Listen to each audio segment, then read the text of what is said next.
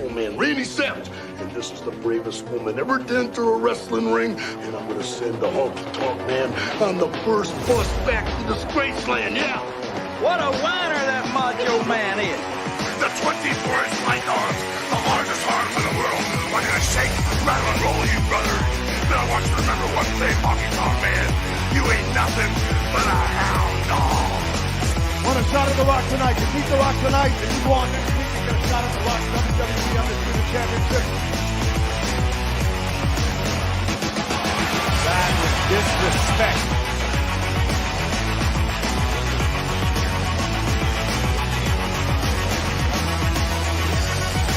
It's like the most important man in the world standing here, and you got a conversation going with each other. Now, explain about you. Put that thing down.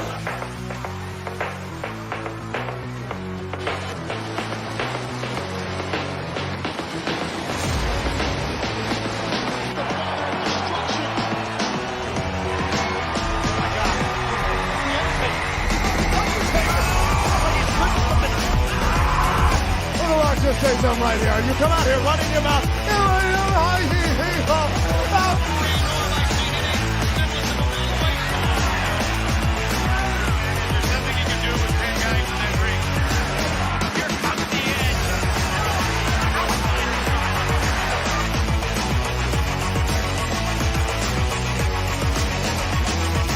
Ladies and gentlemen, please welcome.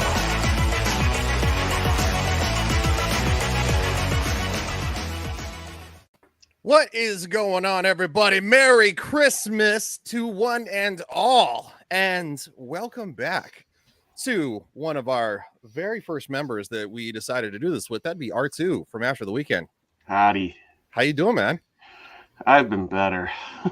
I know you're sick. I forgot about that. Yeah. It's been a long week and a long day. I woke up at 3:30 because our furnace stopped working, and so I was up messing with it and got it to work after a couple of hours. So Jesus. So did you become the dad from A Christmas Story saying every explicative? No, I restrained myself because my wife and son were sleeping still. So okay. Man, I have a feeling it was probably cold.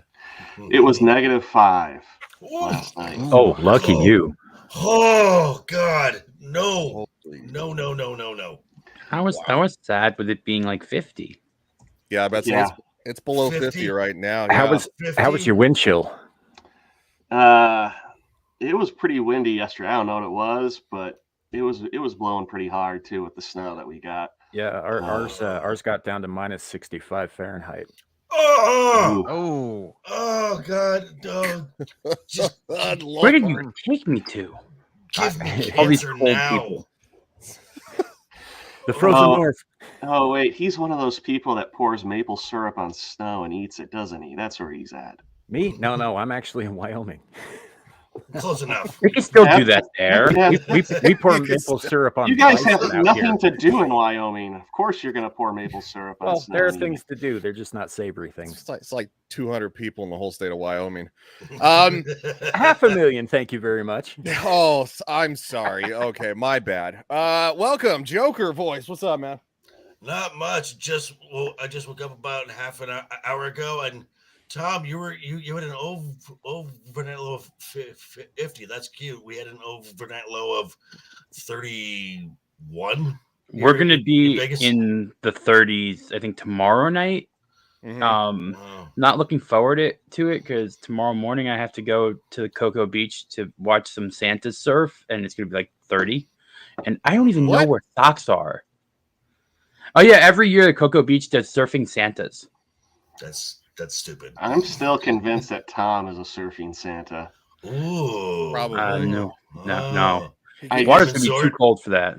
He gets in his Speedo. Puts I was Speedo on Zord. I was gonna say, I secretly think Tom's like Kingpin. He's gonna take his shirt off and he's just gonna have a big old 6-pack underneath it. One solid muscle. That's all right. It's still, whether it's 6 or 1, it's still an ab. Speaking of, welcome, Tom from the Rogue Attraction. Howdy, everyone. How's everyone doing? I know it's been a little bit. The holiday season for theme parks is a lot of like weekend stuff. SeaWorld does most of their stuff on the weekends, and it's just a lot of trees too. A lot of Christmas trees are scary, man. They're trees, but they also have sharp things on them, and I don't do well. Like my tree is like cordoned off. It has safety tape around it to make sure nothing happens in the house. Gotcha. Like so, a dog doesn't get it. No, so it doesn't get me. Oh, okay. Because they like to molest them. Yes, that's true. Oh, so the tree touched me. Oh, it's so nice to never have gets that. Old. That's never getting old. It's never getting old. And welcome to our guest, Mike from Pacific 414. It's been a while since you've been on. Welcome back. Thank you. Glad to be here. And I'm digging the Santa hat, man. It's very nice. You and Tom both. I'm not feeling festive. I don't have a Santa hat, so I guess you'd think they're a moot point in Florida, but I guess Tom's proving that wrong. And Zort. I haven't turned my heat on yet, man. It's like 60. Oh, I got at the house. I got the windows open, man. I'm good. So it wasn't that bad this morning. It was like 75. It wasn't that bad. It'll be about 32 degrees when I go to the airport at 3 a.m. So. Yeah, this is t-shirt weather. Yeah. Luckily, since there's snow out, nobody's doing any yard work right now. So that's the long-standing joke there. His neighbor and his freaking leaf blower, and he's like, "I'm gonna go out there and kick his ass." Oh, and our second guest and returning, you were on last week, Samiel the Infamous. Howdy, folks. How's everybody doing today? Oh, just the usual, right? Getting ready for Christmas. I feel like death. Well, I mean, that's a way to go, I suppose. So unlike Ryan, I am feeling a little bit festive, which is out of character for me this season. But wow, an Eldritch terror feeling festive. That's odd. Yeah. So I put on my ugly holiday sweater, and I think I will show it to y'all here. Oh, whoa, camera. Yeah. Oh God, I hope you're wearing. So you can't. That's awesome. That's one way to do that. I'll tell you what. That's excellent. Yeah. So I'm not going to stay on camera because this is hot as shit. But yeah. If I'd have been on the joke sooner, I would have introduced it sooner. Yeah, right. I'm in a weird mood today, so. No, that's a cool mask, dude. That's a very cool mask. It's a little Mauler. It's a little Harvey. A little Cecil. Harvey. Yeah. You could thank my ex-wife for that. She bought it for me before she divorced me. Oh, I loved you on Futurama. Thank you so much. Yeah, Tom, we can still see you. Okay. Sorry. All right. So we're gonna say hi to the chat here. We got Logical Spock. He was first. He's and we got Shadow. And scrolling down, obviously, we got I'm trying to remember all of us. Yeah, all of us. Like we get lurkers. Most people are lurkers. Which I'm fine with. I don't care. Lurk all you want. They like to watch. That's what she said. Also at the same time, it might be a little. I am not gay. I have relationships with women, sex with men. And I got news for you. That means you're gay.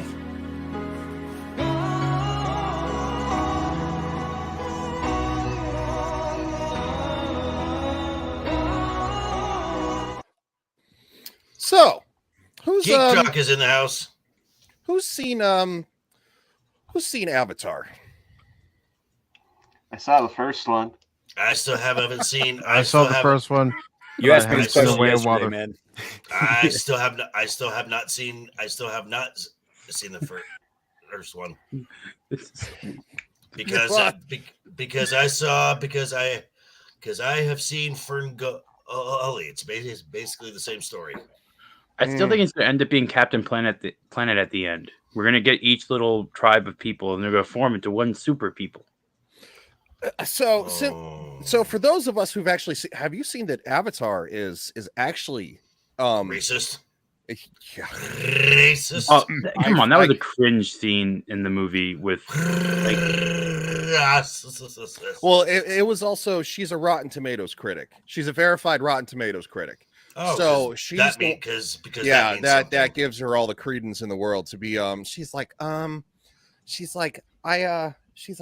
think it's all about there's not enough indigenous people because you got white people playing. It's like, what the fuck? They're blue.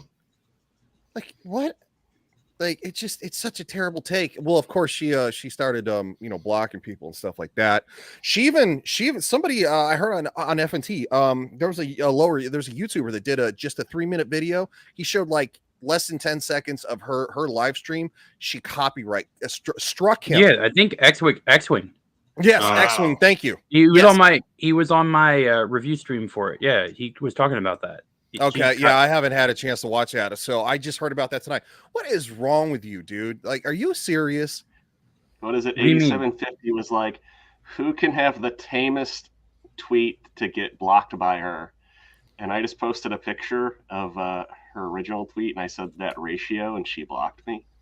Wow, I feel left out of the crowd. Then, jeez, I am blocked by anybody.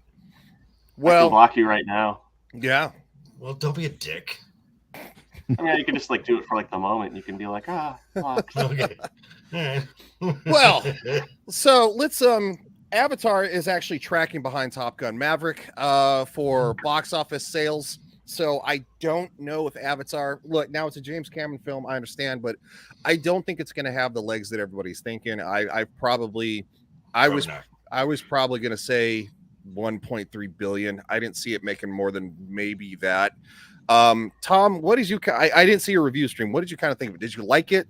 I thought it was I thought it was bloated a little bit. It's so long.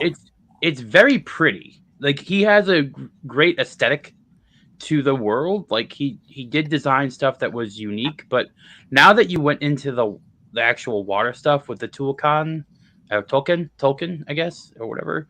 It looks too much like they look too much like the aquatic creatures that already exist. There wasn't enough variety.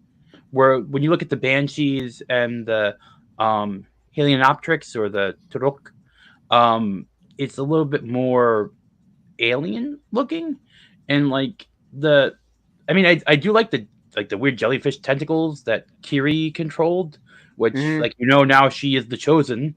Like, so yeah. Jake, and you could tell that through the entire movie that Jake has been less touched by Awa now, because when Kiri sits in the water, all the fish go around her. Jake sits next to her, where before the seeds of the spirit tree for the Omakataya people, I'm getting the names wrong, whatever. They're all weird. But now that you're with the Metakina, I guess he's no longer chosen by that specific Awa. Like, is it a different Awa? I'm really confused. No idea. I feel like there was so much filler in this, and they explained very little. Also, not having James Horner for the soundtrack, for the score, you could tell. Like the first movie had a great soundtrack. This was paying homage, but it just wasn't as memorable. And you didn't have that hero moment that you got from the first one with Jake and Turok coming in. And like that whole scene of the people gathering together, you had like 2 seconds of the Metakina people fighting with Jake, and then they just disappear. They're gone. And you don't get the rest of the Tucan or Tulkan or whatever, the whales, space whales, coming in, which I immediately thought of Rebels and the Kurgle things from there. I'm like, oh, great, we have the space whales. That, like, the only way you can talk to them is be brave enough to go walk inside their mouth and put your tail in their thing. Like, what is that supposed to mean? So it's like the Shape of Water Part 2 then. It's oh, I never saw that. I will say that fish sex. Yeah, I know it had fish sex. The voice actor for Loak and Netayima, the two sons of Jake Sully, they were good. I liked their you can even remember possibly the names. I'm just like, I'm seriously impressed, Tom. You remember all that stuff. I don't even. I've seen the first movie like 3 times. I couldn't tell you. What I have an audio eidetic memory for the most part. The weird names, I've only heard them like once. I was having a little hard time before, but so I do like those that bro area thing because like they act like kids raised by a jarhead a little bit. Like they would be that way. Yeah. Especially when Quaritch comes down and Loak just gives him the birds. Like that's Jake Sully's kid. Gives him Spider. The what? Yeah. He flipped them off. Yeah. Spider was a wasted character. You didn't need him. And so was the younger daughter, Turute. She was wasted. Like she was just there to be a damsel in distress type of deal. Also, I thought it was hilarious the scene where Asima, the female green lady, comes out of the water, and Loak just has that like a moment, and the little Farrah Fawcett hair bump, and you saw how thick she was. Like, okay, there's the romance interest, stuff like that. But yeah, it was. I enjoyed it. I wouldn't sit through it again. It could have lost 45 minutes maybe of expended underwater sequence shots, and a better villain. Just doing Quaritch again kind of felt. You know what it reminded me of? A New Hope and Force Awakens. The Avatar one was A New Hope, and this was Force Awakens. That's what I got. You got a repetition, but new and slightly different. Yeah, it's new but slightly different. Yeah, like everything's just slightly different. They just put in water people, and instead of this unobtained this mineral they need to get, now it's like brain juice from the whale that keeps humans alive for like ever. So let me ask you. There's a lot of pretentiousness inside the story. Also, there's scenes like if your kids, James Cameron, don't take your kids to see this if they're very for lack of a better word, triggered by animal harm. The whale hunting scenes are very drawn out and very hard to watch.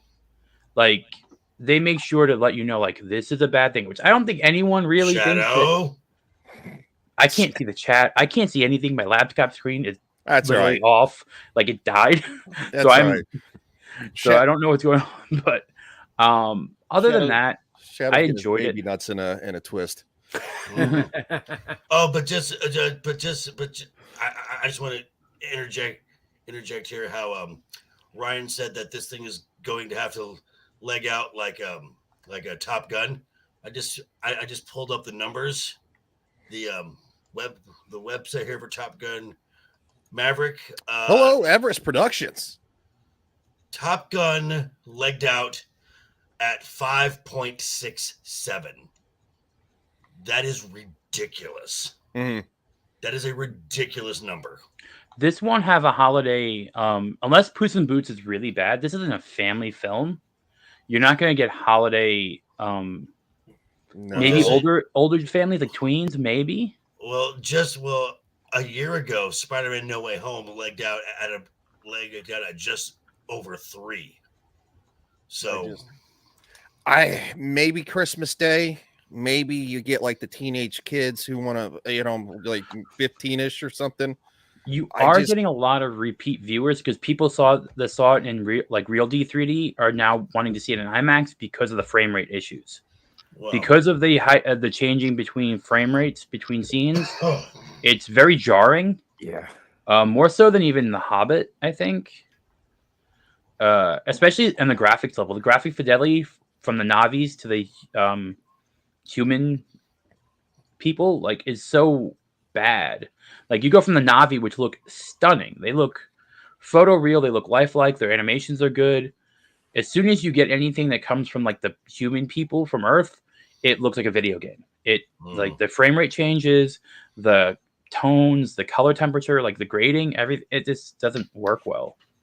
Well, see, and something that bothered the snot out of me is that, okay, so the humans have set up a whole entire organization in some desert, right, on the planet. Well, it wasn't a desert. They made it a desert. Oh, okay. They made it a desert. When the ship came down, it terraformed that area to clear it out. So they're trying to say that the ship's coming down literally singed it and turned the whole entire thing into a desert like that. Yep, in the first scene when that's just in like the first like 30 minutes in the movie, you get the recap. You get Jake's first kid being born. You get him teaching him how to hunt, and then the ship comes down, and that's in the trailer. You see like two big white lights, and that's like I'll show everybody what we're talking about, and then we'll probably move on because that made it even worse for me. I thought they had set up a partial outpost and they were getting reinforcements in. So what I'm getting from this is like it's save the whales, colonizers bad, and deforestation. Yeah, pretty much.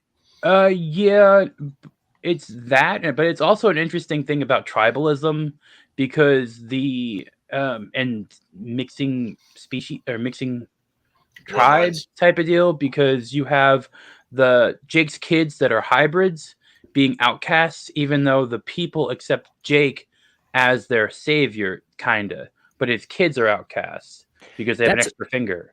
That's another thing that gets me too. Like, so Jake is in an avatar, right? No, he's not. He is now fully an avatar after the end of the last movie. He is now right. full Na'vi. But is it the same body that was built for him by the humans in the Yes, it is the same body that was built for him. Yes. So that's basically like the female. She mated with a clone. Clones typically are sterile. How does that work exactly? That there's a hybrid because he passed through Awa at the end of the last movie.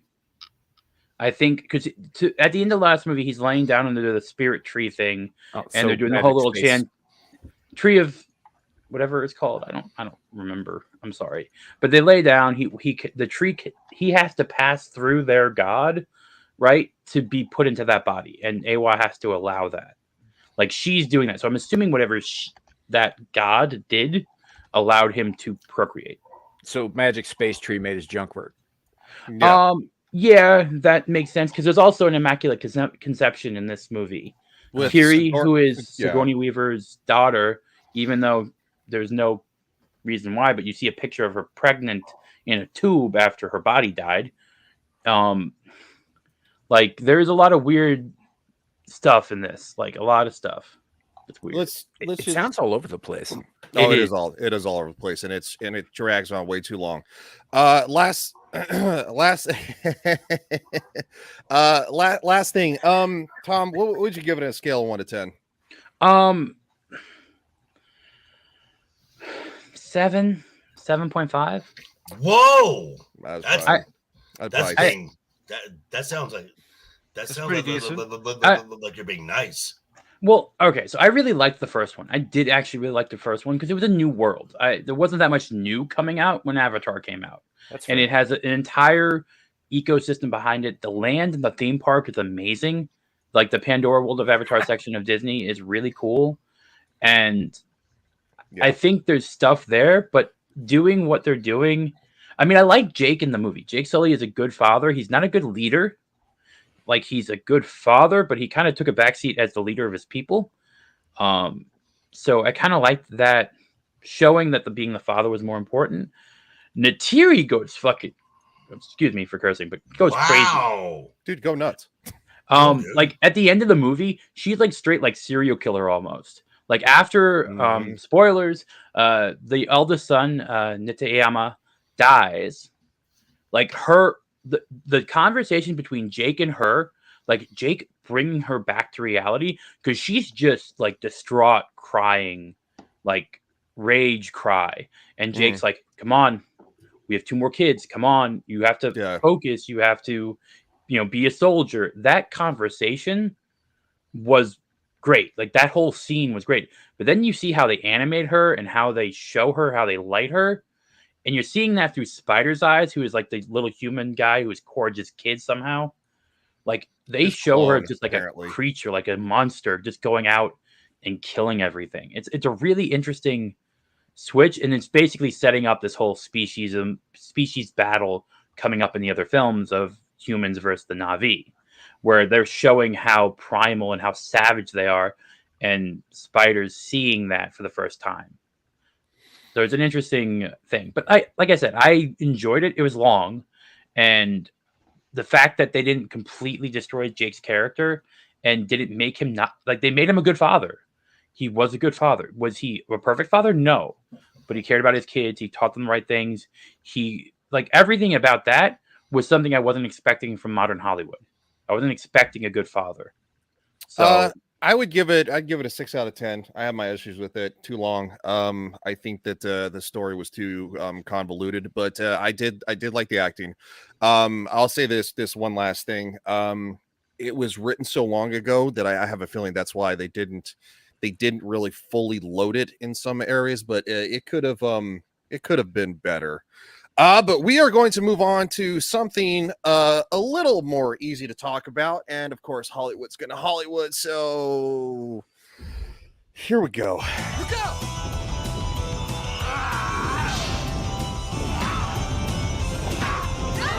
You fools! I beg!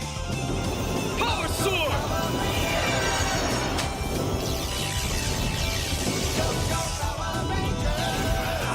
This isn't over. I'll be back. From Variety. Oh boy. It's hot watching complex female characters. How House of the Dragon built TV's boldest and queer female gaze. Female gaze or gaze? Gaze. As in C? Is like staring at each other. So not queer baiting. Thank you, Shadowhawk. I mean, Shadowhawk, you are correct.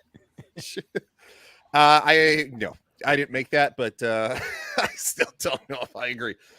All right, we're gonna dive into this, and the reason I want to dive into this is because this is the media doing what the media is gonna do.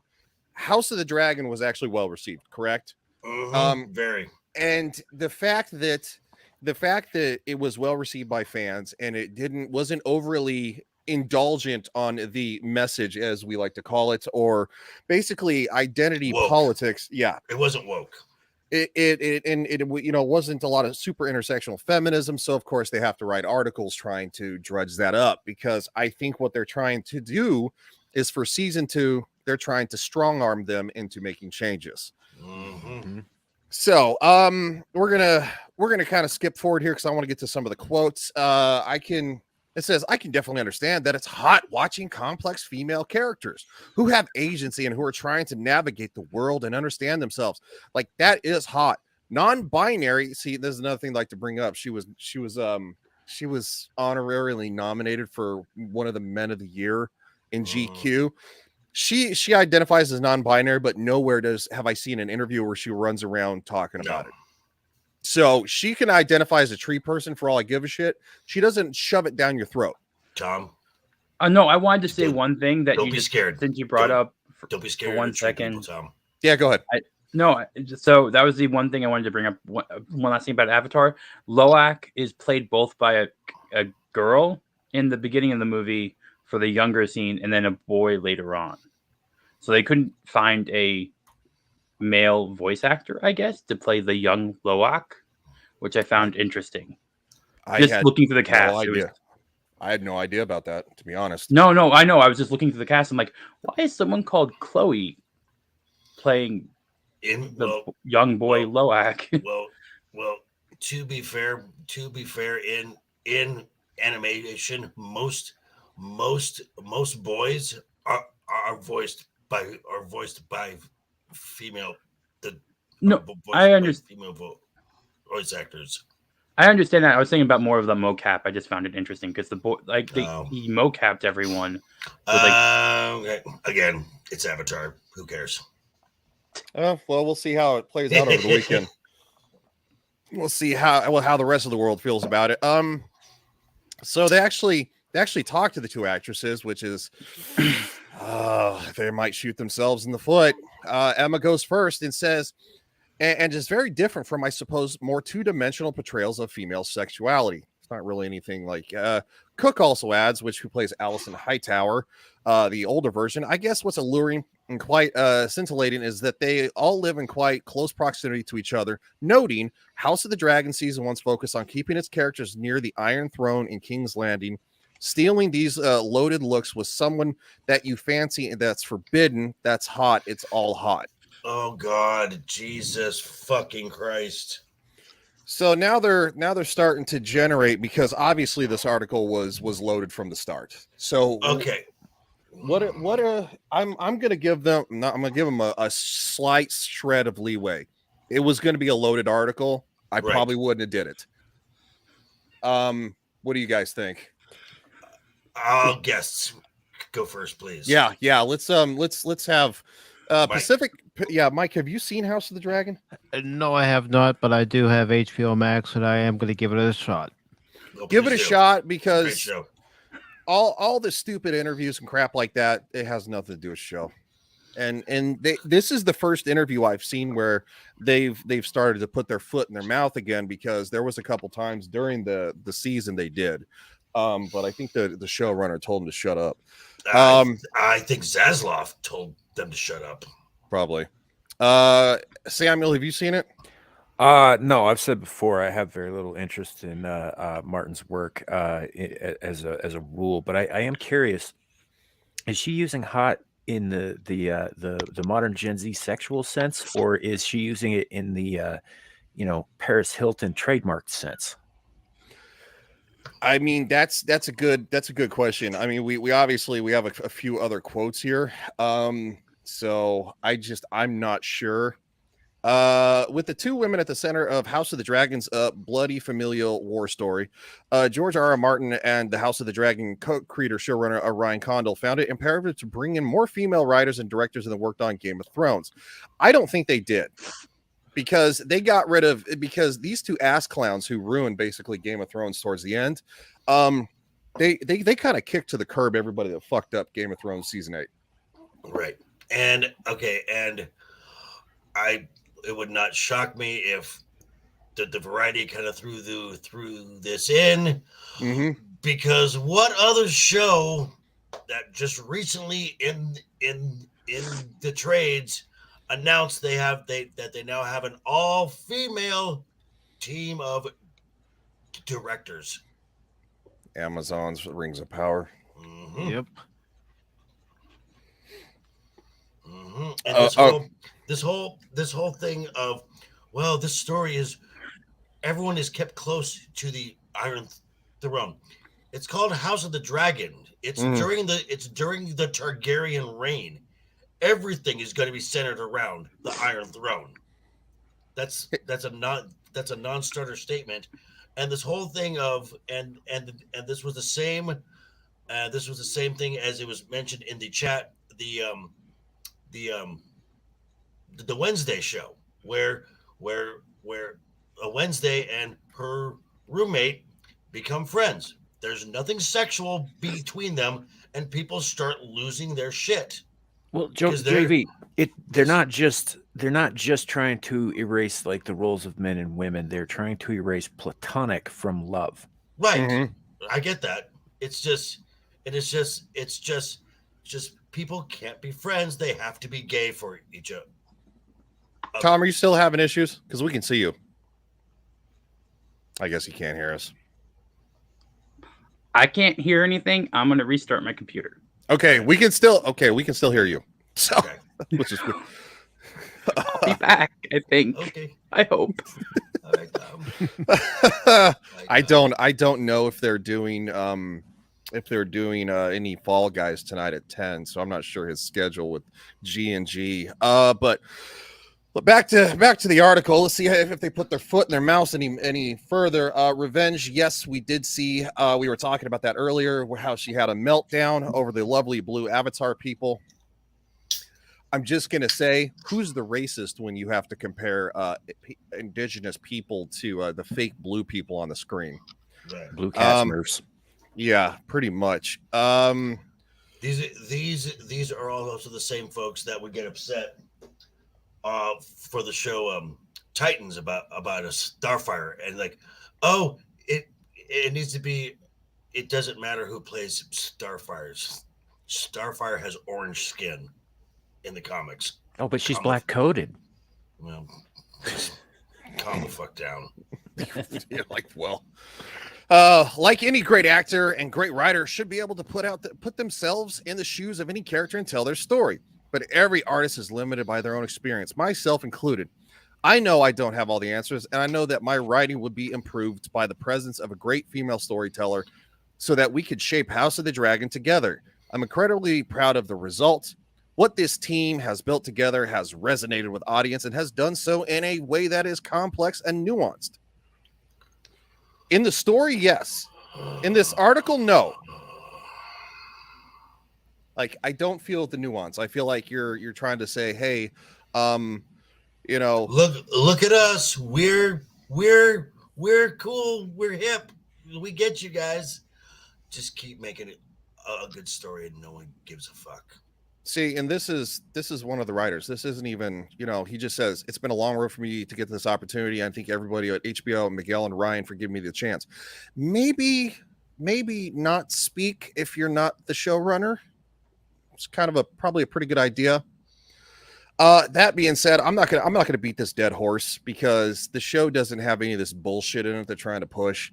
I think it's a great show. They like Joker and I've talked. I mean, some folks have said that the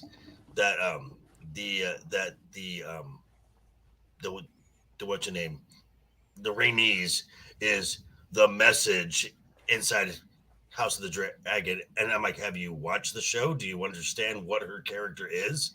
Yeah, she got snubbed, so yeah, she's a little sour. Yeah. R2, have you seen it? If you had it, nope, haven't chance yet. Okay. Yeah. Well, I mean, that's the state of Hollywood. They've turned everybody the hell off. Right. Like, what are you guys doing? Jesus, there's a lot of dirt. We want to talk about National Treasure. Do we want to talk about the Little Mermaid?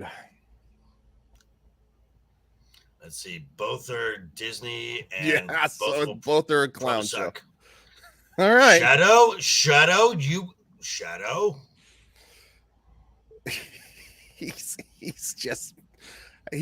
Are you drunk, dude? You're only 19. You better not be drinking. Oh, he's not drinking. He's just backed up. Fucking Christ. Wow. What? He's 19. He's in college.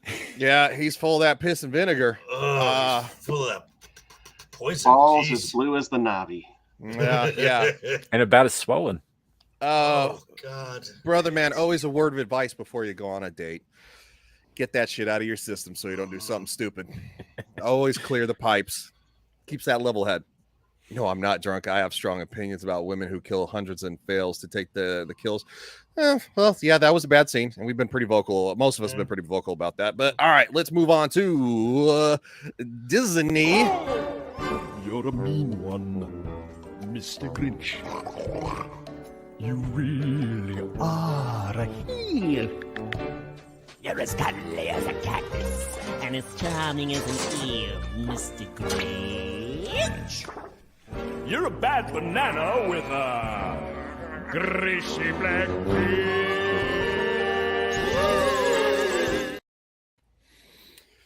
According to Bounded Into Comics, Disney's The Little Mermaid live-action remake director Rob Marshall claims we saw everybody and every ethnicity before casting race-swapped Ariel. Bullshit.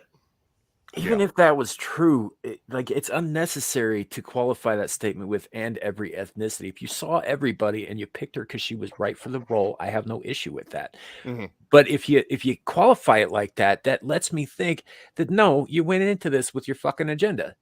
Mm-hmm. Mm-hmm.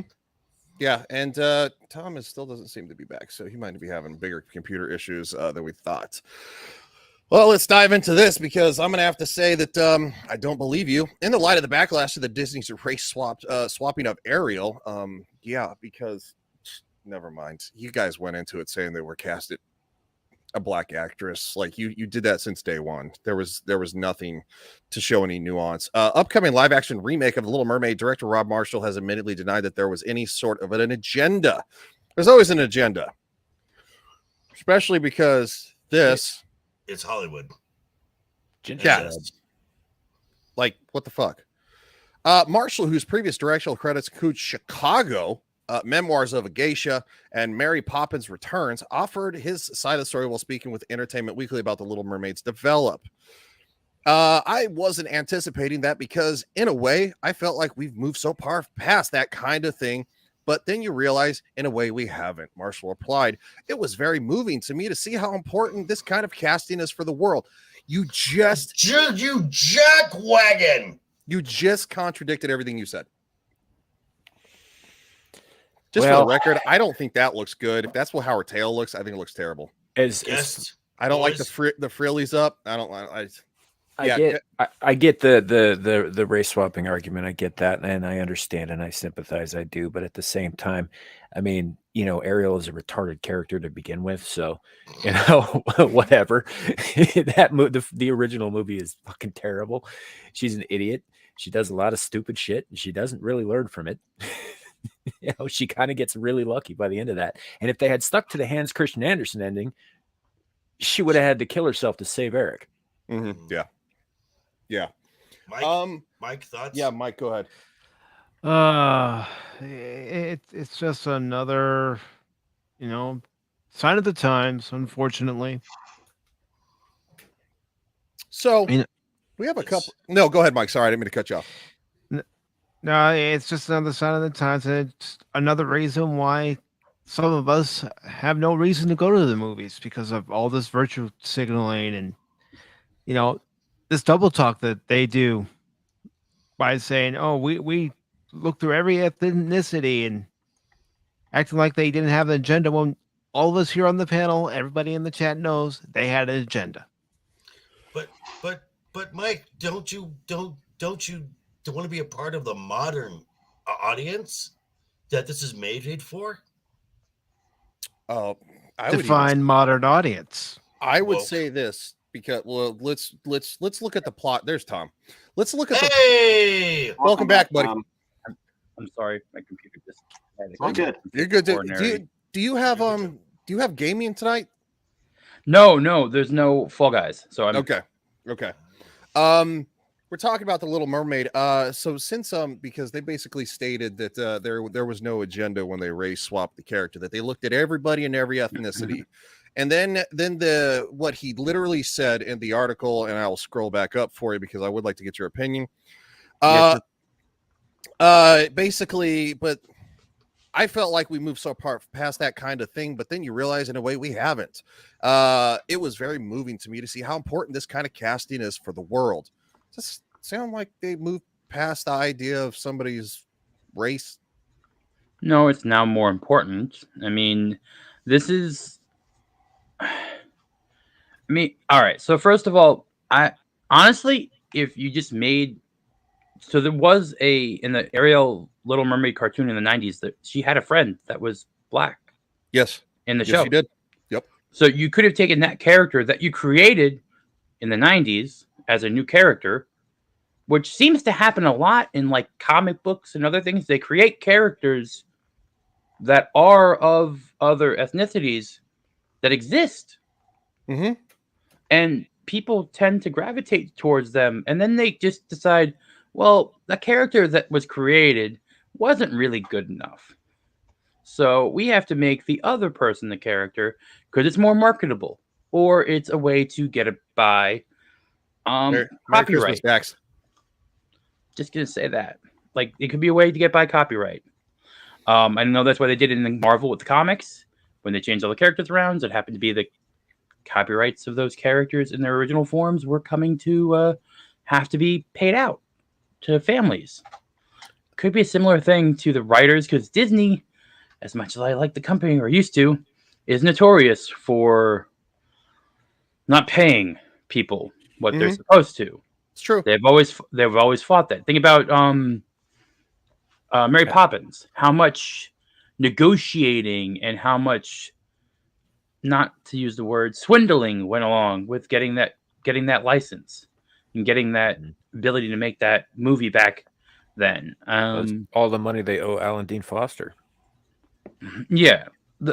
This is more about saving money, I think, than anything else. This is all about business, and they're using the guise of moral superiority to give them cover against having to pay what's owed. Do you think that's my opinion? Do you guys think they'll change the story? Because obviously in the story, she leaves her world behind for this man. Like, I wouldn't put it past them. I mean, because I would honestly, I would expect them to go all in on this and just change it. And for those on the panel that have kids, like, I think that's, I don't know. I mean, if I were a parent, I wouldn't take my kid to see this with the way things are shaping up, because you don't know what kind of crap they're going to put in it. Mm-hmm. That's damn straight. Well, it'll just be on Disney Plus in 2 weeks anyway, so you don't have to take them anywhere. It's true. What the hell just went to Strange World. Yeah, it just landed on Disney Plus, didn't it? I mean, you know, the biggest thing too is if the casting was anything else but who they picked, I would feel far less of an agenda where I would go, okay, they are truly trying to give a fair opportunity to everybody. Do you get what I'm saying? She was a Disney actress, right? Wasn't she in a Disney Channel show? I get that, but I'm just saying, if they had, you know, casted somebody who was Asian, Indian, somebody who was from South America, somewhere entirely different, somewhere truly unique, I would go, yes, they truly were trying to show that anybody could be this character, right?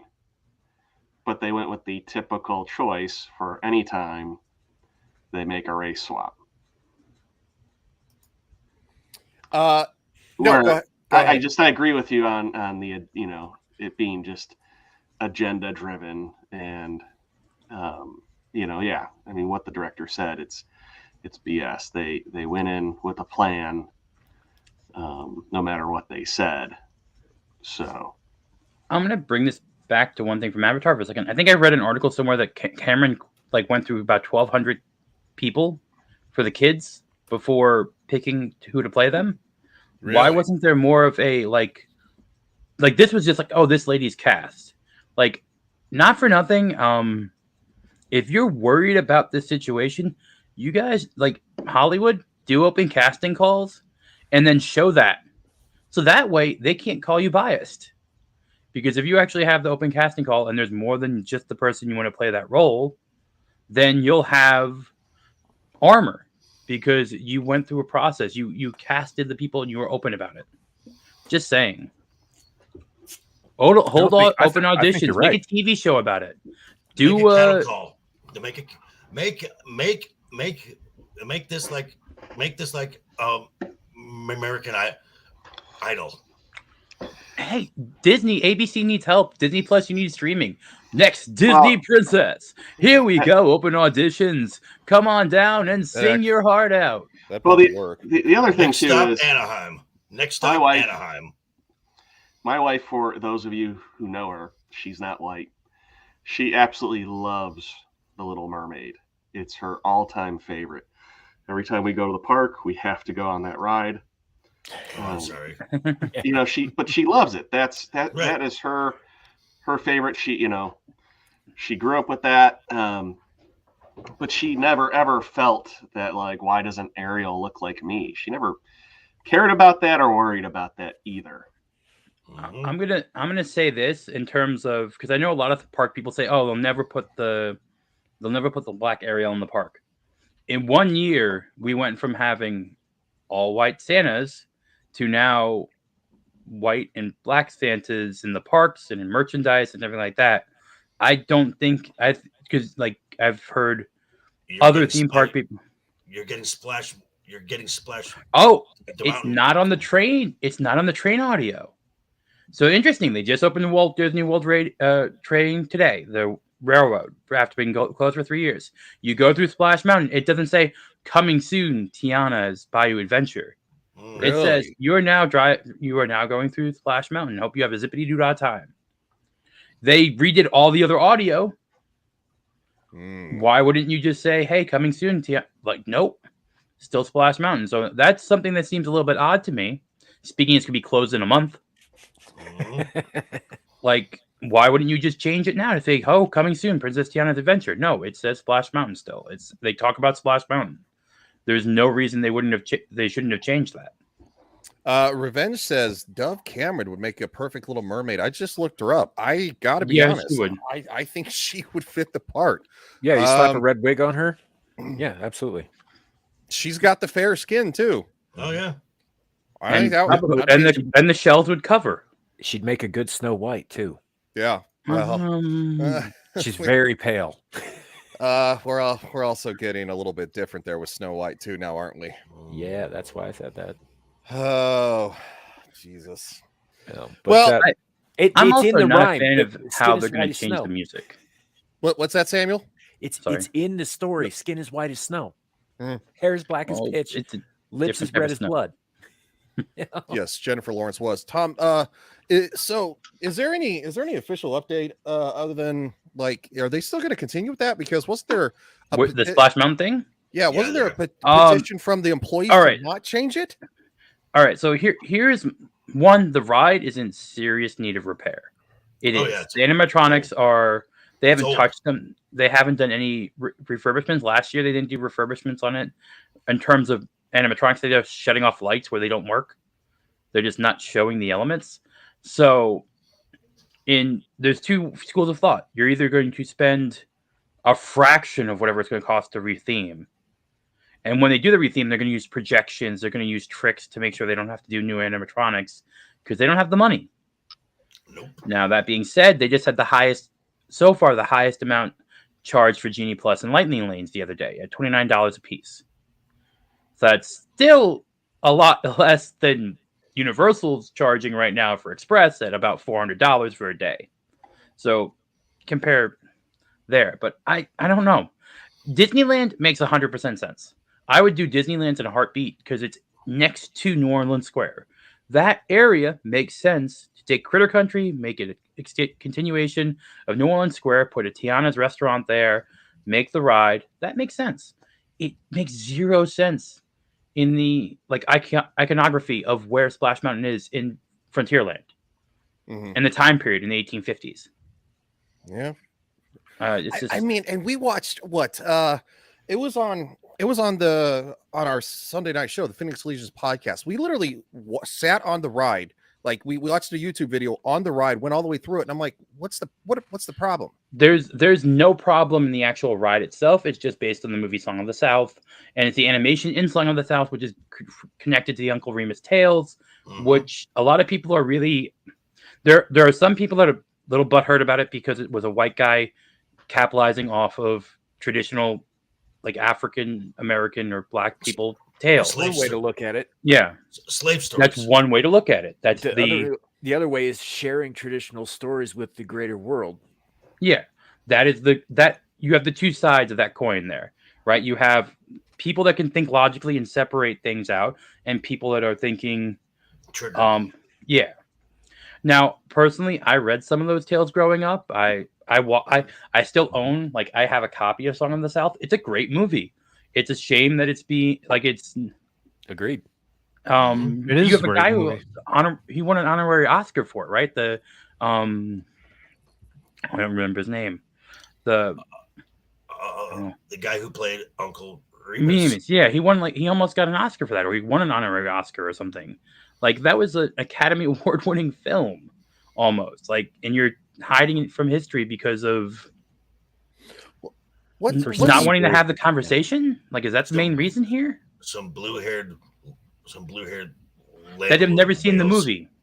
Never seen the movie. What's the first black woman who got who got an award? She was in Gone with the Wind. Yeah, with the Wind. Yeah, and see that movie's labeled problematic too, and it's like, she got an award for her performance. I didn't see people shouting about it. Like, are we are regressing so terribly? It's not even funny, and it's all in the name of progress. I wish Kat wasn't working so hard due to the holidays because obviously she brings a good balance to this because she agrees with all this kind of stuff, and she's a woman, which they advocate for. Brobo, what's up, man? Jennifer Lawrence was the first black woman who got an award. My apologies, I stand correct. Gosh darn it! Right. I wonder how Viola Davis would feel about Well, that. I mean, think about even like Guess Who's Coming to Dinner back in the day, like Sydney. Yeah, Sidney Poitier. Like that movie. Like there are so many people that probably don't watch a lot of these older films that actually tackle everything that's going on right now, and they did it, and you can see the lessons back in the 50s and the 40s, and like maybe don't watch today's stuff and kick your brain back to some black and white stuff and learn, or even the 90s, like when everything went through and you could watch Full House or you could watch Family Matters and everything was the same. It was just. We can go one step further, man. You all remember the Rod Serling Twilight Zone? Yeah. Right. So there's an episode, and I think it's about halfway through the first or second season, I forget which, where at the end of the episode, he does his outro where he talks about like, oh, this is, a small part of the Twilight Zone, or we show you this. There's always a lesson attached, or something like that. And in one episode, and I forget which one it is, you'll have to forgive me, but he stops and he's like, look. So we have people working for us behind the scenes all the time.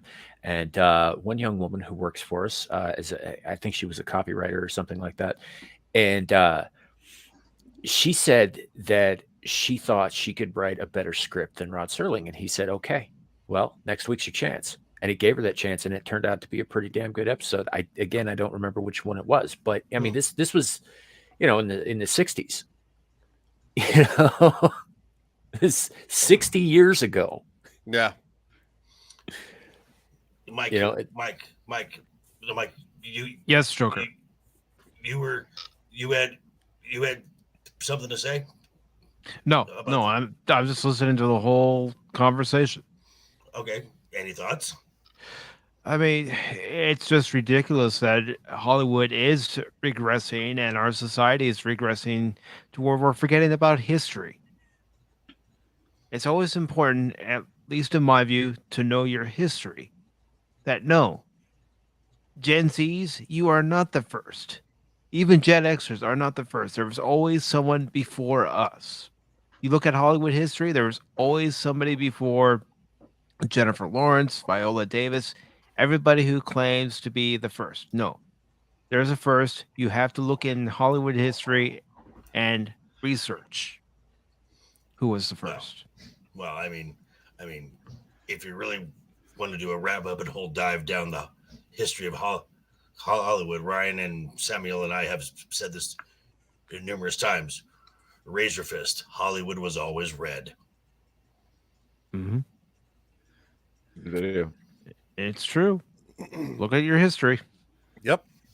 And I'll tell you what, Hollywood is just not the same. And they're hemorrhaging cash. Like they're shutting everything down. I mean, look what's going on with Henry Cavill. And then of course James Gunn said, well, it hasn't been confirmed that Gal Gadot is out. I'm like, yes, she is. She's out too. Like, and of course I will be talking about this on the Monday, and also where I think James Gunn's launching point for his universe will be, because just of a few data points, I think I know what story he's starting with. I want to say it was Variety. There was like a headline that said somebody who was trying to give Zaslav advice, he rejected like 90% of it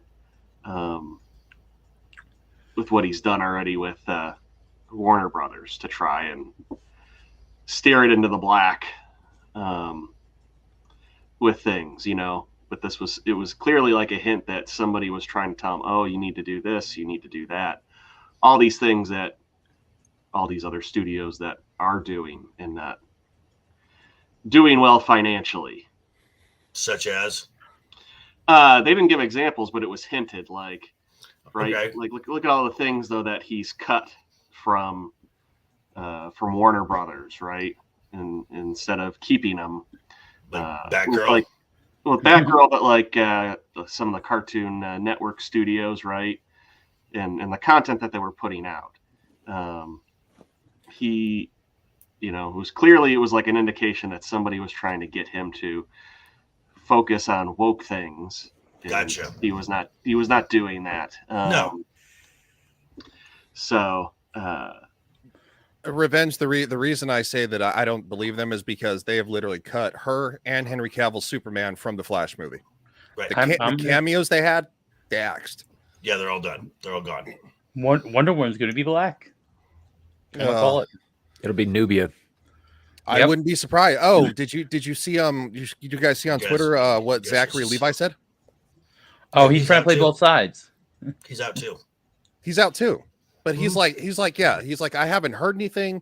He's like, people, and I actually pulled up, we'll watch like maybe a small snip of it because he gets a little snarky about the people on the internet talking about how things are changing. And I'm like, bro, you ain't, they haven't told you your ass is out, but as soon as your movie is done and released, you're out.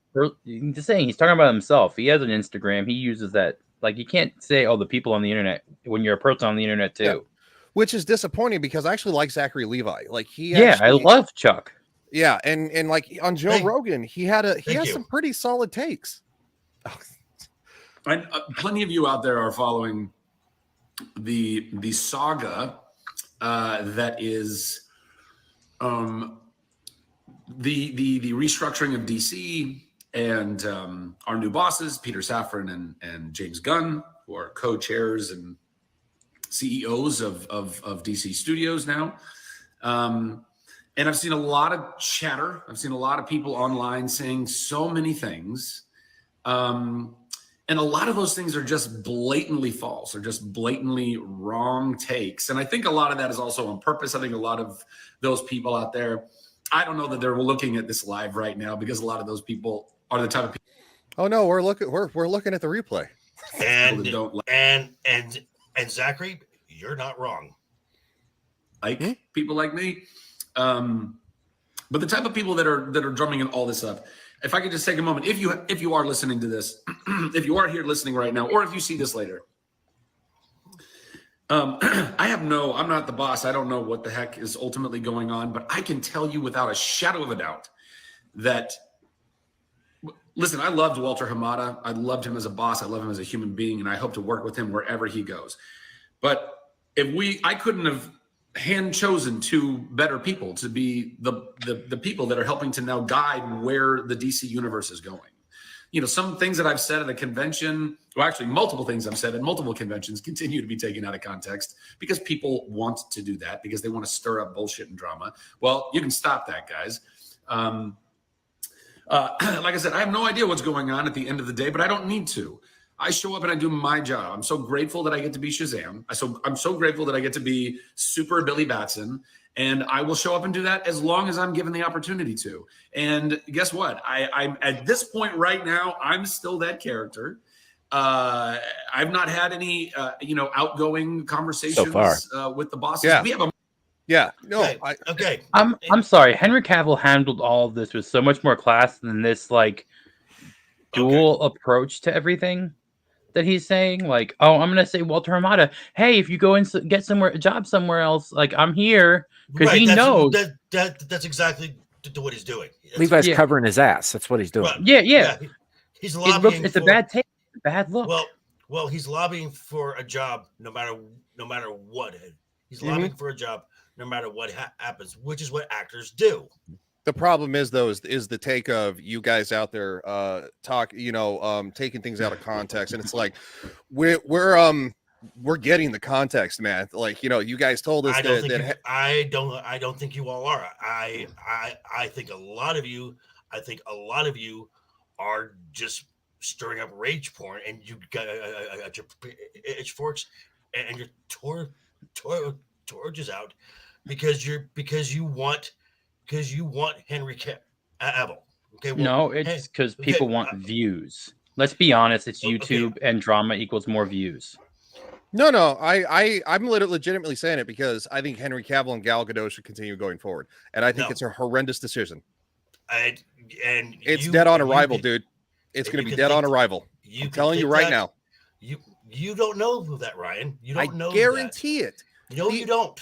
The amount of anger about this, you took away all the goodwill of bringing Henry Cavill back, and then of course dude was like, that's nope, not James Gunn's fault. it doesn't matter. It He's doesn't still matter. made the decisions to exit. No, okay, he has no say in this.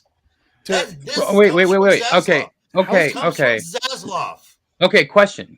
So this is not the same thing, but similar to Mandalorian with Gina Carano, right? Not the same thing, but similar.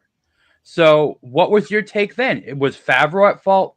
Like, my question is, it's a similar thing going on. You have an actor that people liked that got axed from a program or a product, and look at how different people are taking this and how sides are being drawn over Hollywood stuff. Now, Gina Carano's thing is different, and I think that was incredibly wrong, and everyone thinks that, but this is also the same thing. It's their right to fire him. Okay, right, and that is true. But now, with this is explicitly different from the Gina Carano thing, because Gina was done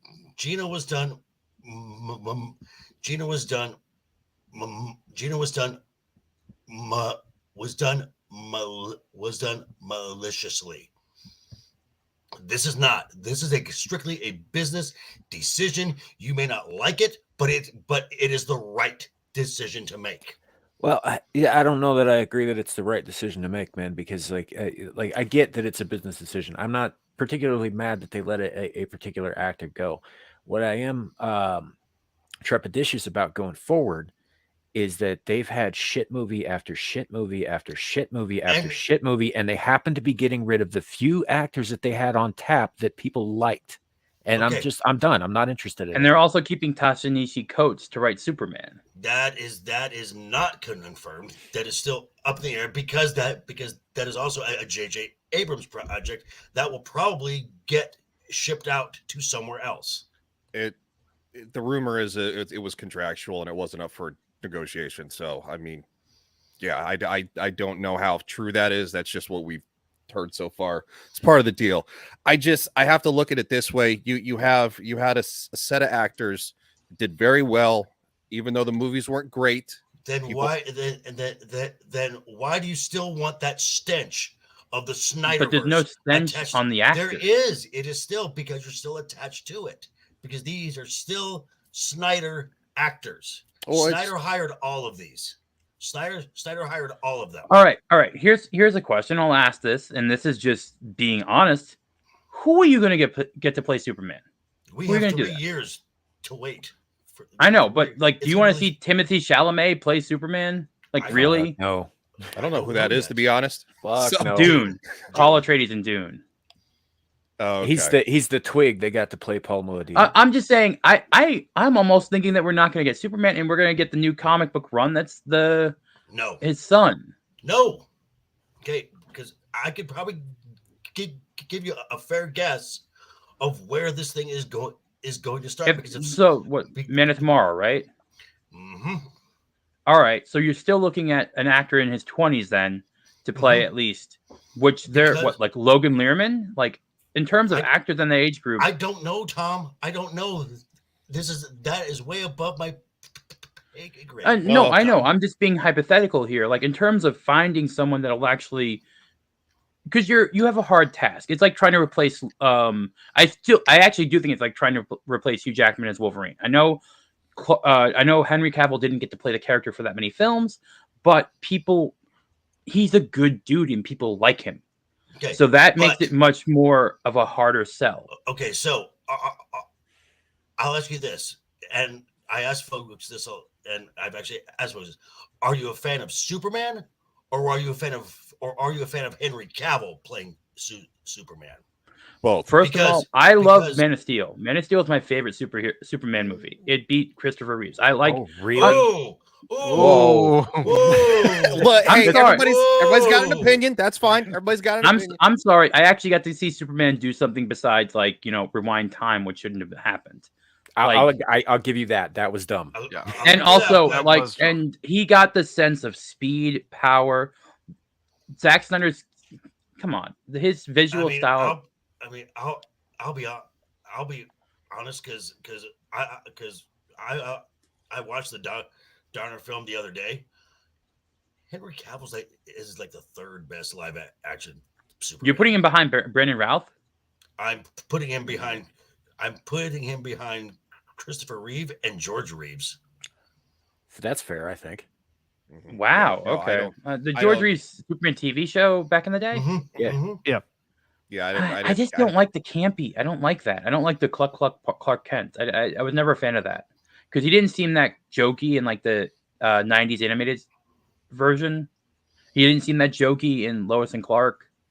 Like the ones that you get from the Superman films from the 70s and from George Reeves, he was much more. I don't know. It's just me. I personally like the idea of Clark actually getting to be cool. I don't know why he had to be. Well, the bumbling is part of the character. That's part of the disguise.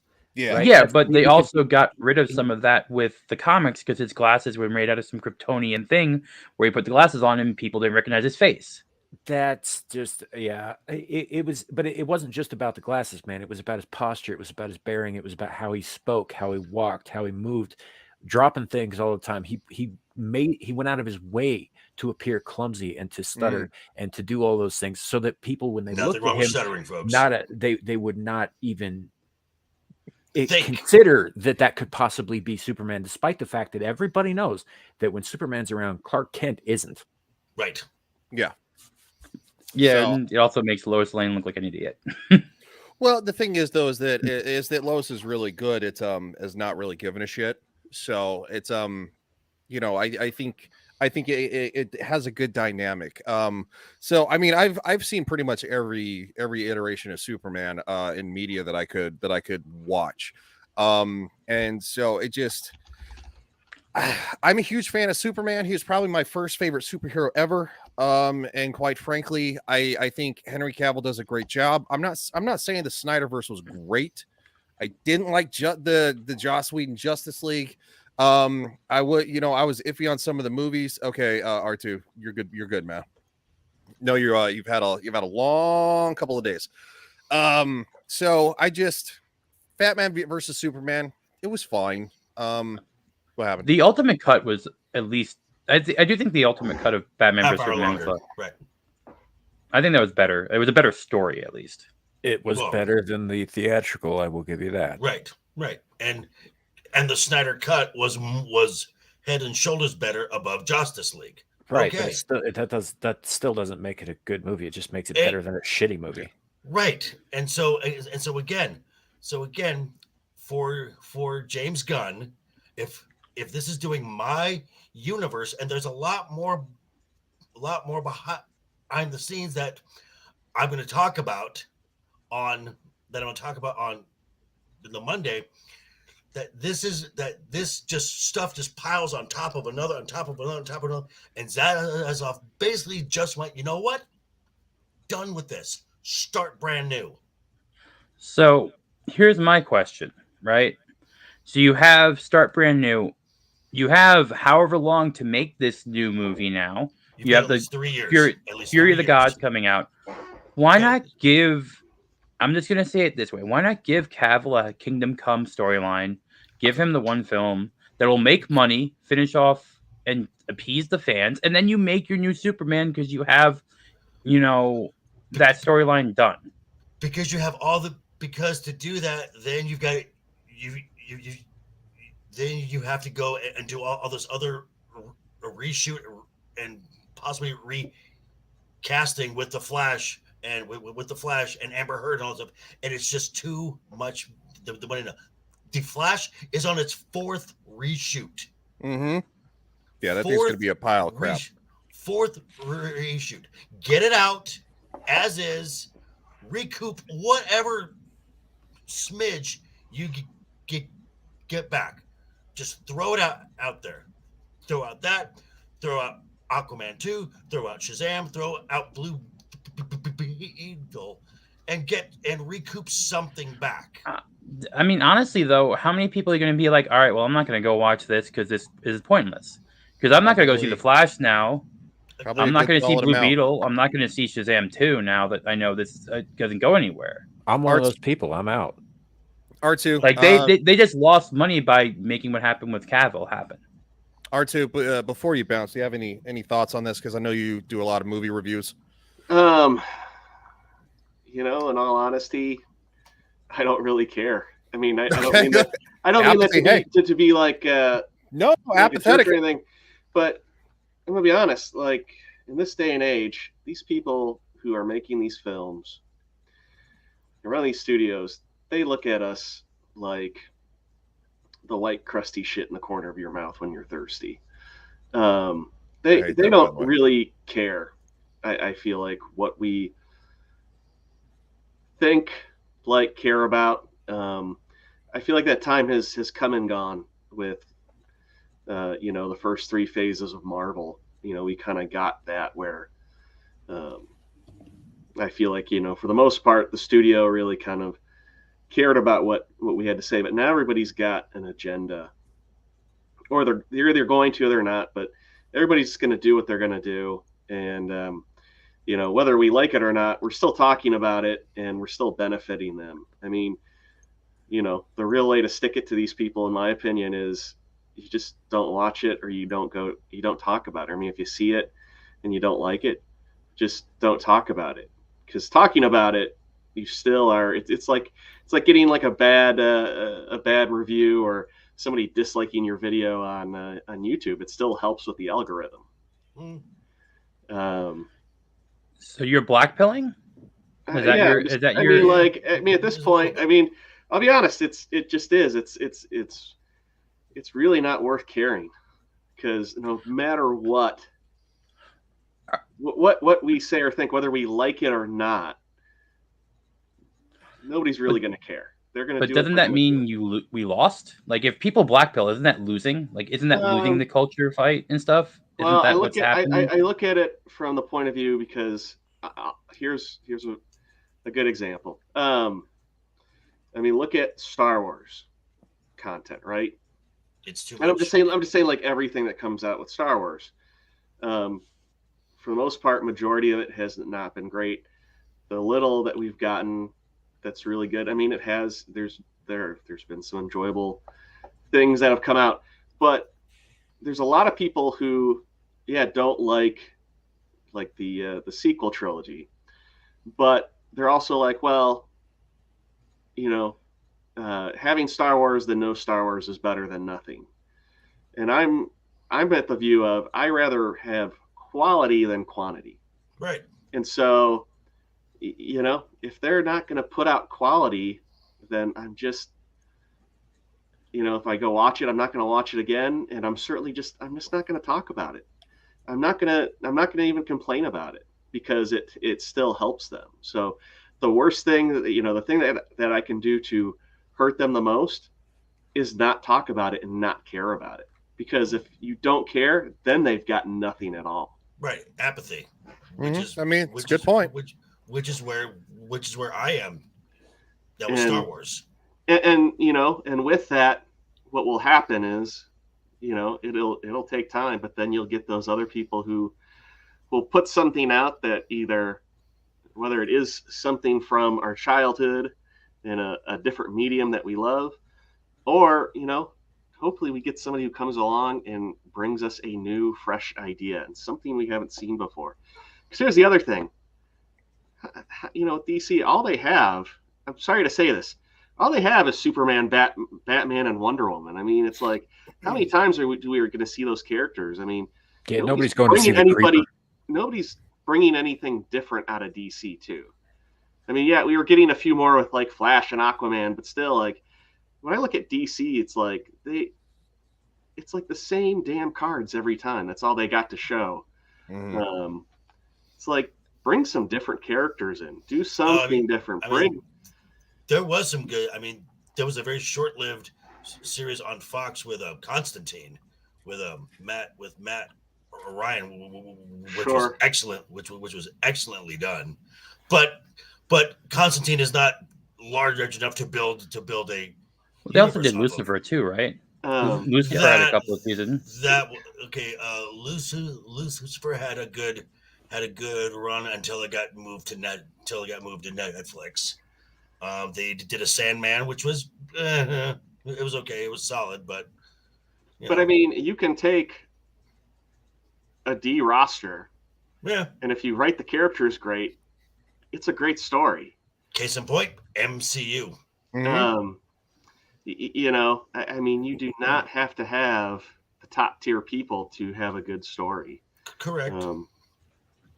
And you know, that's kind of the other thing too. It's like, and again, right now he's a touchy subject, James Gunn, but like, you know, his version of Suicide Squad wasn't a perfect movie, but I liked it just because it had at least a variety to it. It was slightly different. There was a few, characters from the previous one, but, you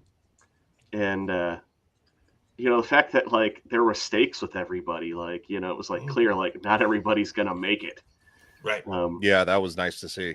A true Suicide Squad. Well, and you know, again, too, they're comic book characters in the sense of it's like, well, hey, you know, comic book characters are never really dead anyway, so you know, like who cares? And again, a lot of them they're D-list characters, so who cares if they get killed? I mean, the only negative side is some of those people who played some of those characters. It's like I wish I could see them in such a better role because I love them. Like example, Nathan Fillion. Like, that's a guy who's gotten robbed in his career. He deserved to have such a bigger, you know, his own franchise with something. He's such a great actor. But you know, but still, I mean, it's something slightly different. And I just don't want to see the same stuff. I mean, I love Batman, but I don't know. I'm kind of done watching Batman. It's even too, it's like Spider-Man. I'm like, once Spider-Man is done, I'm kind of done with watching Spider-Man. We've seen Spider-Man so many times on the screen. I think I was kind of done after No Way Home. Yeah, I mean, you know, part of me too, like if it was left at that too, I would be fine with that. Well, I mean, No Way Home did leave it open to go back to like a street level. Sure, it was left open, but at the same way, it could end there. Right, and it could. It's fine. Like we don't need any more. You know, they did great with that. But at the same time, too, like I am not clamoring for like I got to have more Spider-Man. They've done a great job with Spider-Man, and that's where I'm like they should just kind of end it because for quite a while. But but you know, Tom I just signed on. We've seen so much Spider-Man. But Tom signed on for another 7 films. So well, I mean, we see him pop up in other things. I'm just saying, not just a Spider-Man led film. But at the same time, too, as they've introduced characters with that, if they do a good job with his other characters around him, you know, again, it's great. Like, just don't rehash the same thing. Right. And this is over and this is what this is why I guess I'm cautiously optimistic on what Gunn has to bring to this DC universe. And you know, the other thing too is like go back to building up towards things. People love that. Like, you know, I hate too that, you know, it's like MCU did it, and then now everybody else has gone away from truly trying to build up. They want to get everything out there in that one movie. And well, Snyder was trying to build up, and then that didn't go anywhere. But the way that the execution didn't work. They tried to be different from Marvel, but the way that they did it, it didn't work. I think they tried to rush it. Yeah, that shot him in the foot. Yeah, they did that well, and the fact that they kind of tried to do it in reverse. You know, Marvel did introduced everybody and then got them together. They went, well, we'll take our 2 core characters, right, and technically 3. We'll get them there, but then we'll introduce everybody together, and then we'll branch them out. And I don't think that works. You know, I appreciate they tried to do something different, but that does not work. And, you know, I think they could have followed Marvel more, just maybe had a more serious tone instead of the comedic tone, but still having that blueprint. But, yeah, that's something else, too, where, you know, that's why Marvel did so well, because the people who were fans of it we saw they were building up to things. I mean, that end credit with Nick Fury saying the Avengers, you know, I mean, it set chills up our spines when we saw For that. the people that knew who it was. And what was great about, though, for those of us who knew what it was, when we were with those people who didn't know, they're like, what the hell is that? And we're like, oh my God. Oh my gosh. This is what this means. We got, you know, it was like such great word of mouth advertising because all these fans and people who knew it were telling losing people, their mind. The normal people who didn't know what was going on told them, and then those people got hyped for it. Right. I mean, that's kind of the other thing too. They can build up with this stuff. Let the people who are fans of it, who know about it, tell everybody else about what's going to happen, and it's going to get people pumped. And that's what happened with MCU. It's like, go back to doing that. You can't really do that with DC the same way. I don't think you can, because one, Marvel was less known. Like the Avengers wasn't a household name, right? But Justice League has had like cartoons for a while. Like kids know about it. You have the Young Justice. Like kids, like there are a lot of kid shows from DC that know the Justice League. So how do you have the same cultural zeitgeist moment? Sorry, Joker. No, I was just gonna say, a lot of folks now are a lot of folks, at least who I interact with at work, because I talk movies and also a lot of folks have been starting to ask me, so who's this Lobo guy? Yes, And you Lobo, did. and Lobo plays a very big role in the animated film Superman, the Man of Tomorrow. And so this is a great launching point. So Or, the James Gunn, you know, the other thing James too, Gunn universe. and I'm sorry to interrupt you, Joker. No worries, please. But you know, I was gonna say, like, too, you know, like another difference with DC over Marvel. Like Marvel's always been very known to be, even in the comics, like very continuity heavy for a long time. They really kept track of things. There was always those footnotes, right? You'd read along where they would reference something and even tell you where you can go back to find out what they were talking about. DC didn't do that, right? Like, like every 5 years, Crisis on Infinite Earth, right? They were trying to mesh everything together, but you know, where DC could be different is DC could just do short story groups of where they build up to an event, because DC has so many unique events, I feel like, where they could just do that, and because their core is so much more well known, people would know who a lot of the things are, and they could do that. The two biggest selling logos on the planet, Superman and the Bat. Yeah. Next to Spider-Man. And I mean, doing a Kingdom Come event, doing Rock of Ages, doing Crisis on Infinite Earth. I mean, even if they did that and they swapped out the actors. Well, you know, if they wanted to swap out the actors every movie and do like an Elseworlds kind of thing, you know, with like Red Sun, maybe a live action Red Sun would be amazing. Red Sun would be great. That's where they could be unique with their buildup, but they would still be able to build up a story, right, and have it be a serial where people get hooked. So let Cavill come back for All-Star Superman then. No more Cavill. Bye. Clean break. Divorce from everything. Well, those were my thoughts there. Yes. Ryan. I think the best question: who gets the kids? Not I. What do you got? What do you guys got coming up on after the weekend? So we will be back on January 2nd. We're not going to be reviewing anything, but we are going to be talking about our upcoming plans for the new year, and we have some announcements. So it'll be kind of like a mini episode with us just announcing some things. But yeah, we'll be back January 2nd on After the Weekend at 9 p.m. Eastern. Awesome. I'm glad you stopped by, man, because it's been a long time since we've had you on, and it's been awesome. Yeah. I just want to do something special for you.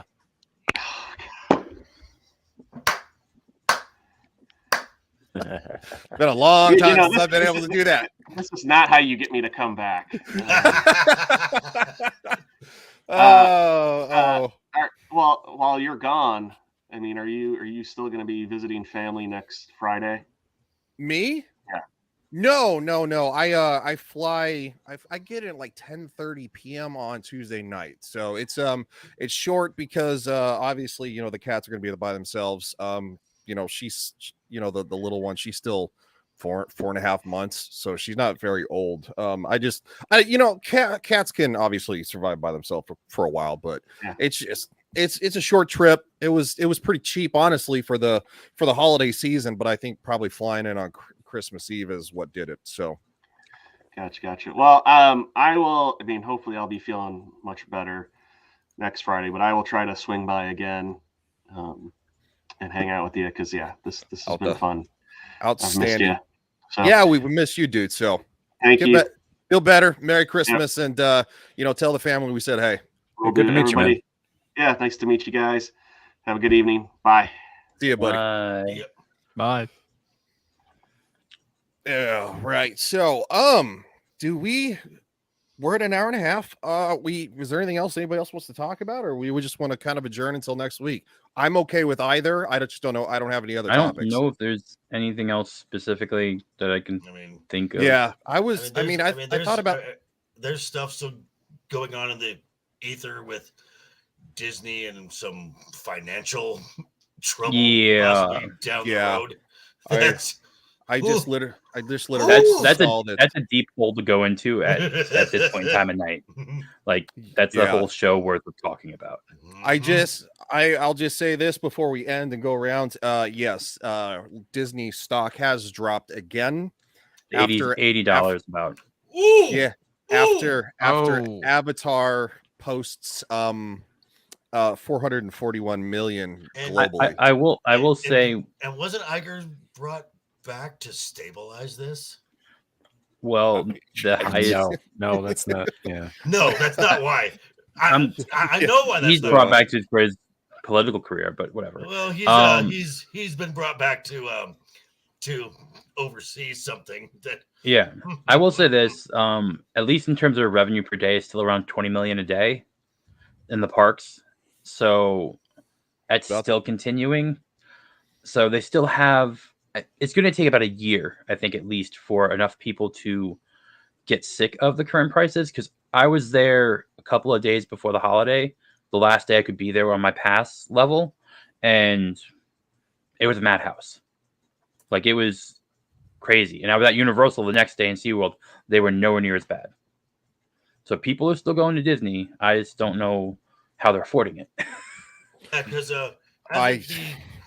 hasn't the ticket prices shot up too since ticket prices, Genie Plus, food prices. What went down, and this is the first time in my history I've seen this, merch sales in the store, 30% off, 40% off. I have not seen Disney ever have merch on sale in the store.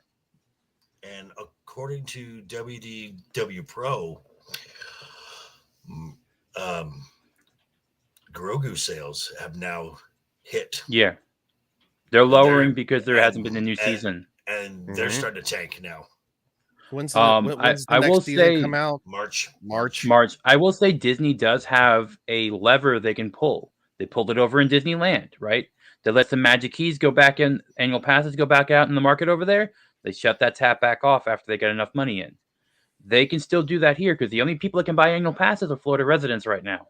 And the only one is the cheapest one. If they wanted to bring in some revenue and bring in some income, they could just be like, hey, the Incredipass is for sale again for people. Oh, hey, this pass is for sale again for people. They're holding that. They're holding that back, and they could. Or they could just sell some IPs to Apple. Wait, what? I'm sorry, what? What was that? That's a possibility. They don't want anything to do with Die Hard or Aliens. Well, maybe Aliens. I love that. Aliens can do attractions with. Die Hard, you can't. Oh no, I'd probably ride a ride where I'd probably ride a ride where you could see Hans fall off the tower. Oh yeah, come on now.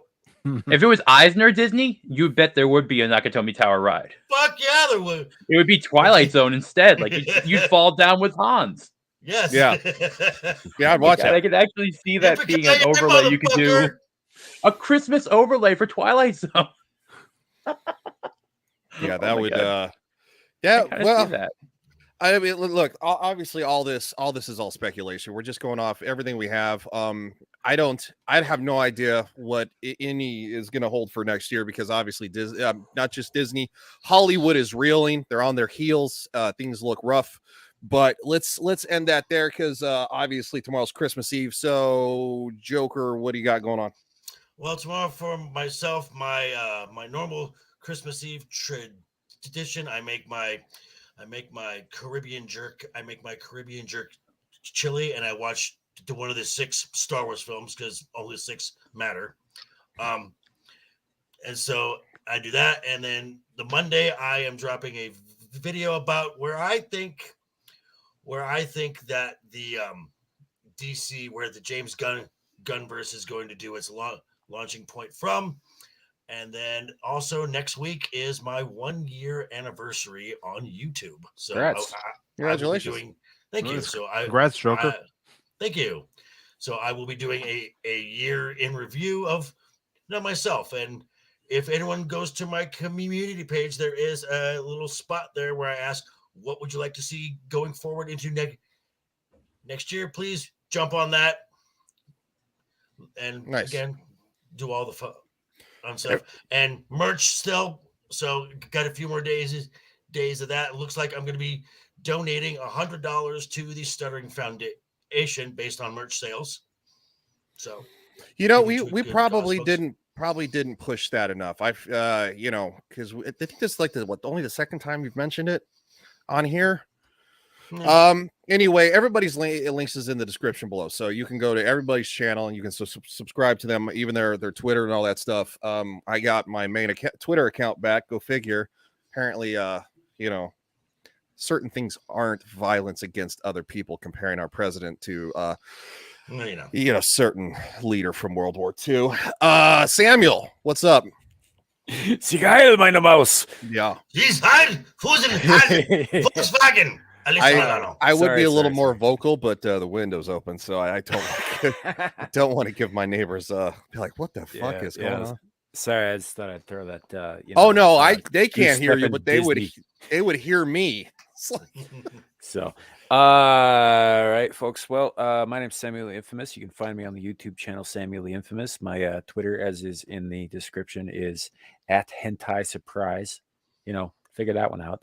And then I know it's Christmas Eve tomorrow. I don't celebrate Christmas, so I will be still doing my afternoon show tomorrow, Screaming into the Void at 4 p.m. Mountain Time.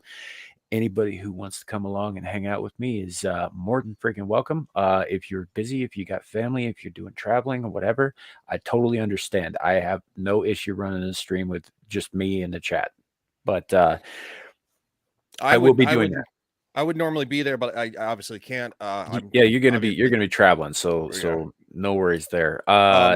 Revenge, it's in the description actually, and all that. But yeah, so we'll be doing that. Larry and I will be back on Thursday with another Abyssal Musings, and I hope to be doing some more gaming streaming coming up here. It started Evil West on Cat's recommendation. Oh, nice. So That's an excellent game. Yeah. So we're gonna probably get back into doing some more of that. Other than that, yeah, you can find me sometimes when Ryan has me on, because he needs a little struggle cuddle. I got news for you. News for you.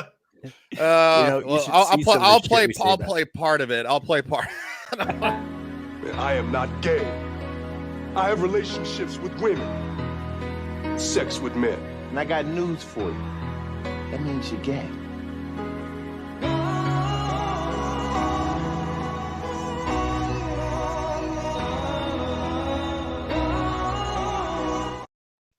Okay, you have to kind of play all of it. You do. You really do. Tom from the Rogue Attraction, what's going on with the parks and stuff? Well, tomorrow I will be early, like 9 in the morning. I'll be out on Cocoa Beach.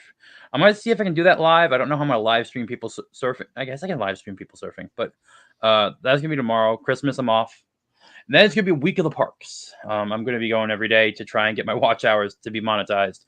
I got about 800 or so left to go. So I'm going to be chugging along to try. Just pump it out. Wow, yeah, just keep that consistency. Man. Yeah. That's what I So found. 26th, SeaWorld, I guess. 27th, Universal. 28th, somewhere. 29th, somewhere. Just until. See a shadow. While I have my week off for the holiday, and everyone else has weeks off, or hopefully are off for the week and have nothing else to watch. And Jay's up visiting a family, so I'm the only G&G park person around. Oh wow! So I'll try and get all those little eyeballs to me. All right, but awesome. yeah. Besides that, New Year's Day or the 31st is a Saturday. I like the actual holidays. I'm not gonna be doing anything. Like the Christmas Day, I'm not. I might be playing Fortnite. So if you want to hop on Fortnite, I might be playing that to get away from my family. That's Fortnite. Actually, it is a fun game. Now there's no building. I never understood it before that, but now I actually kind of enjoy it. Mike from Pacific 414. What's new with you? Oh, not much. I just posted a new video of me completing Evil West. And Sunday I will do a stream at 3:30 p.m. Eastern for those who might be alone on Christmas or just want someone to talk to on Christmas. Come on, we'll chat for a little while. Not sure how long it's going to go, but we'll just, have a good time, having a little chat around the YouTubes. And awesome. Then on Wednesday at 8 p.m. Eastern, actually, correction, 6 p.m. Eastern, I'm going to have a stream where we're going to share interesting stories and fun memories. And I'm also toying with the idea of doing a live stream on New Year's Eve from 11 all the way to midnight here on the East Coast to ring in the new year. Okay. That sounds cool. Awesome. And you Game of Thrones fans out there, Legion Talk will not be going this Monday because Ryan will be out of town. Mm-hmm. But right back the next Monday. Yeah. Season 1, episode 8. Yep. And we will be back next Friday as well. So once I start playing the outro, y'all can bounce. I know it's people got stuff going on. So I won't take it personally. Good night to everybody in the chat. Thank you for stopping by. It's always awesome. And who knows, once Christmas is over, we might have a little bit more stunning news for you. But it was a little bit of a light week, wasn't it? So but that's all right. There's always good things to come. See you guys. Toodles. All right.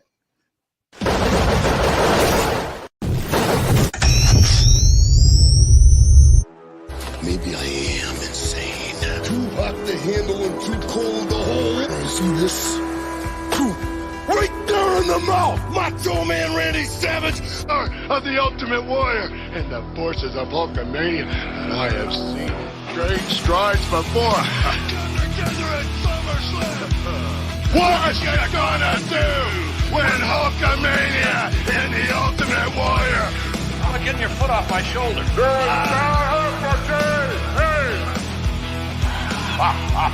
Well, there you have it. I still haven't found. Here's the next champion. Don't worry, I'm a fan of white.